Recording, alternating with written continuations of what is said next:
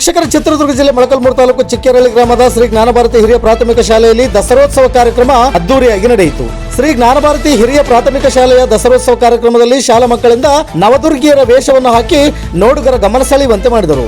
ಈ ವಿಶಿಷ್ಟ ಕಾರ್ಯಕ್ರಮದಲ್ಲಿ ರಾಮ ಲಕ್ಷ್ಮಣ ಸೀತೆ ಕಾಡಿಗೆ ಹೋಗಿ ವನವಾಸ ಹಾಗೂ ವನವಾಸದಲ್ಲಿ ರಾವಣನು ಸೀತೆಯನ್ನು ಕದ್ದು ಒಯ್ಯುವುದು ಮತ್ತು ರಾಮ ಲಕ್ಷ್ಮಣರು ರಾವಣನ ಮೇಲೆ ಯುದ್ಧ ಮಾಡಿ ಸೀತೆಯನ್ನು ಬಿಡಿಸಿ ತರುವುದು ಹಾಗೂ ರಾವಣನ ದಹನ ಮಾಡುವುದು ಇವೆಲ್ಲವುಗಳನ್ನು ಕೂಡ ಹಾಡಿನ ಮೂಲಕ ಮಕ್ಕಳು ನೋಡುಗರನ್ನು ಮನರಂಜಿಸಿದರು.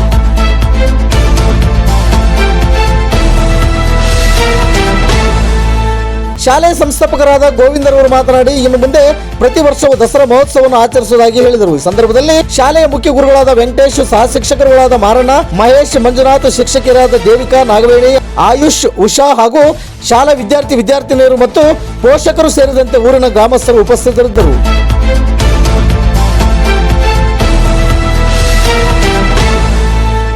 ನಿತ್ಯ ನಿರಂತರ ಸುದ್ದಿಗಾಗಿ ಗರುಡ ನ್ಯೂಸ್ ವೀಕ್ಷಿಸಿ. ಸುದ್ದಿ ನಿಮ್ಮದು, ಸದ್ದು ನಮ್ಮದು. ಚಿತ್ರದುರ್ಗ ಜಿಲ್ಲಾ ವರದಿಗಾರರು ಸೋಮಶೇಖರ ಭಟ್ರಳ್ಳಿ. ಇದು ಗರುಡ ನ್ಯೂಸ್. ನಾನು ಮಲ್ಲೇಶ್ ಕಮತೂರು.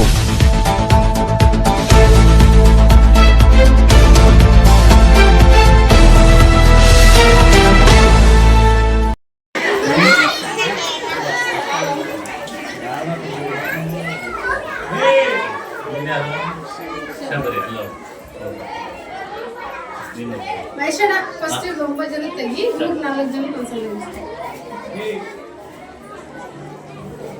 ಆಯ್ತಾ? ಹುಡುಗರಿಗೆಲ್ಲ ಅಕ್ಷತೆ ಕೊಟ್ಟು ಕಳಿಸಿ ಒಳಗೆ, ಹಂಗೆ ಮುಕ್ಕಾಂಡು ಹೊರಗೆ ಬರ್ಲಿ. ಇವ್ರು ಹಿಂಗೆ ಇರ್ತಾರೆ, ಎಲ್ಲರೂ ಆಗೋದು. ನೀವು ಮಕ್ಕಳು ಕಳಿಸ್ರಿ, ಮತ್ತೆ ಕವಡ ಆಗುತ್ತೆ.